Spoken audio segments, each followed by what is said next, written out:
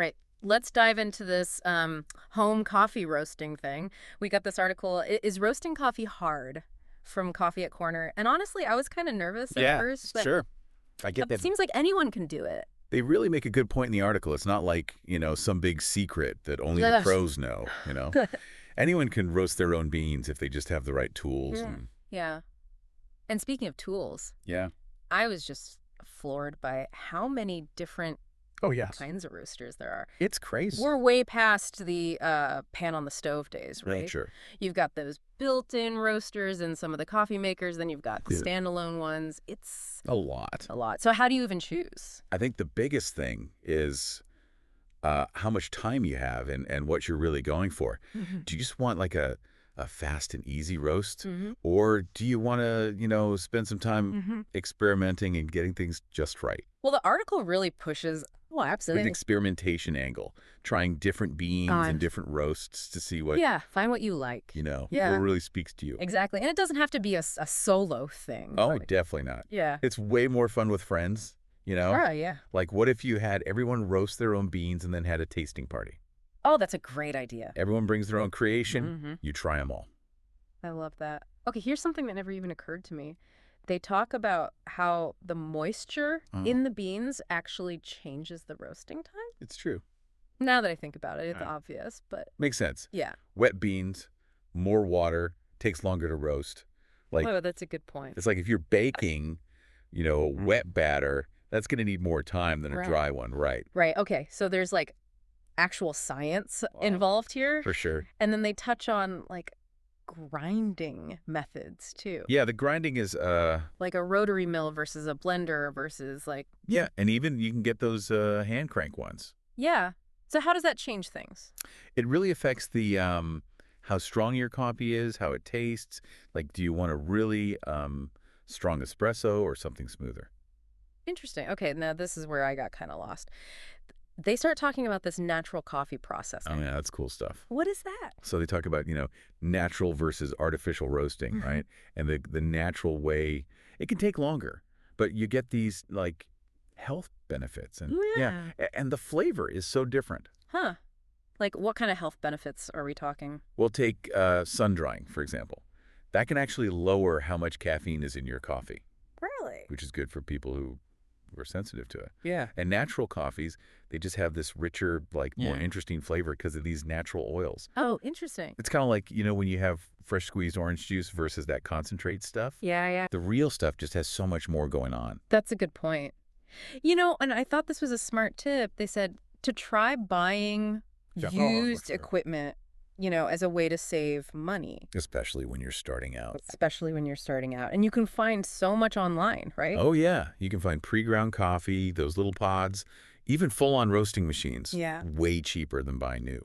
Before we move on, what about the different types of Bean processors. bean processors? What Yeah. should people know about those? Well, some are super simple, great for beginners, and then you've got some that are way more customizable for people who really want to get into it. Yeah, that makes sense. Really depends on what you want to do, I think that's a good spot to pause for now. Yeah. We've covered a lot of ground here. We have from the basics of roasting to like bean processing and choosing the right equipment.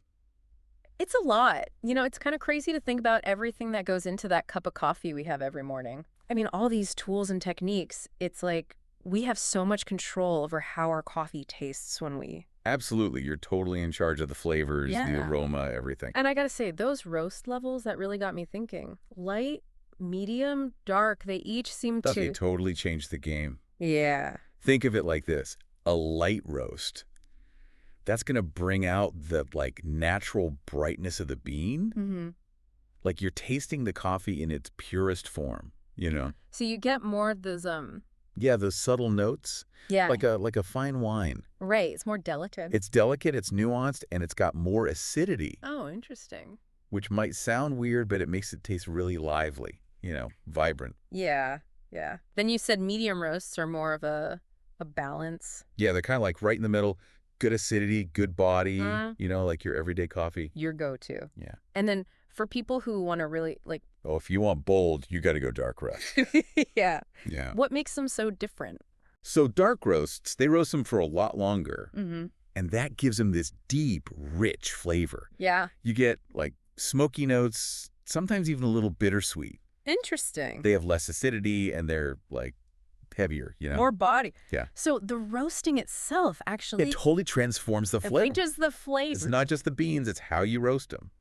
Wow. So back to that experimenting thing. Yeah. They're really encouraging us to play around. It's the fun part. But where do we even start? I mean, first things first, Uh-huh. you got to get some beans. Okay. You know, order some online. There are so many different kinds of beans from all over the place. Yeah. It's like a whole coffee world tour, you know? It's- Each one's going to taste different. So we just get the beans, fire up the roaster, and just kind of... Yeah. I mean, there's going to be some trial and error, Yeah. but there are, like, guides online, videos. Oh, okay. And don't be afraid to ask other people who roast their own coffee.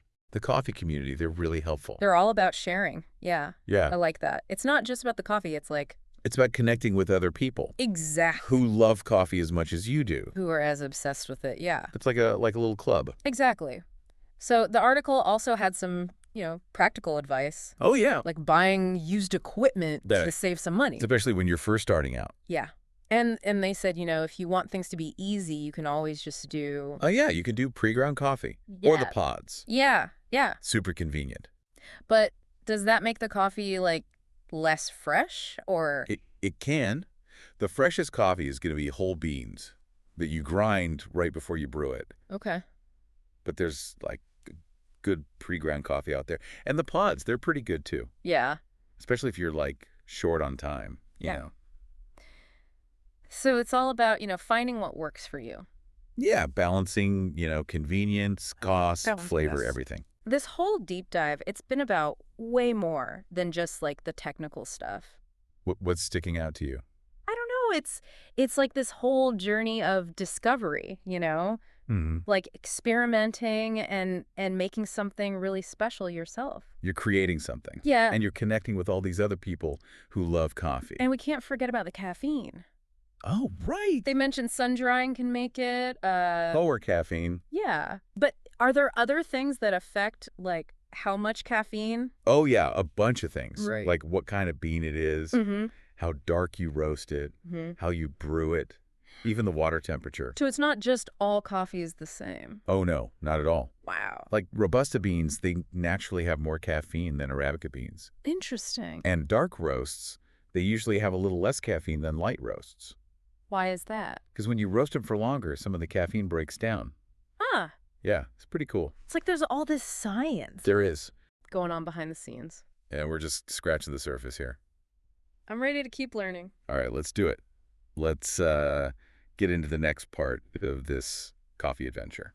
It's amazing how many things affect our coffee, like we were just talking about with the caffeine. Right, so many factors. And we haven't even talked about the, like, brewing methods yet. Oh, yeah, good point. That's another big one. So, like, French press versus pour over versus... Yeah, or espresso. How does that change things? Well, each method, it pulls the caffeine out differently, Really? Like espresso, it's super fast and high pressure, Mm-hmm. so you get a lot more caffeine in a smaller amount of liquid. Compared to, like, a... Like a French press, which is a lot slower. Interesting. It's like a whole science experiment in your kitchen. Totally. Speaking of science, we got to go back to those natural coffee processing methods. Oh, yeah. Yeah, they said there might be some health benefits. Right. So what makes them potentially healthier? Yeah. Well, a lot of times they don't use any chemicals or additives. Oh. It's just like pure coffee, the way nature intended it, So it's like choosing organic food. Exactly. And remember how we were talking about sun drying, reducing the caffeine? Yeah. That's because the caffeine crystals in the beans, they stay small, so they don't get pulled out as much when you brew it. Huh. So if you want less caffeine, natural coffees might be the way to go. Especially the sun-dried ones. It really depends on what you're looking for, What's important to you?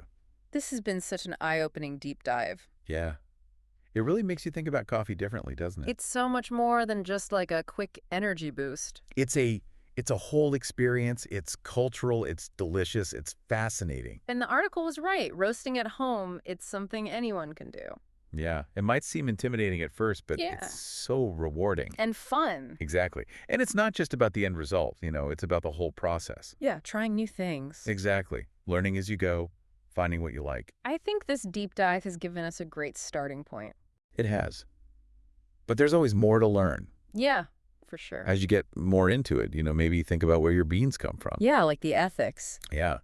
Sustainability, fair trade, all that. That's a good point. It adds another layer to the whole coffee experience. It's making conscious choices about what we consume. That's a great way to put it. Yeah. So as we wrap up this deep dive, I hope you feel inspired to, keep exploring the world of coffee Yeah. and to appreciate how complex and how impactful it really is. Absolutely. Happy roasting, everyone. Happy roasting.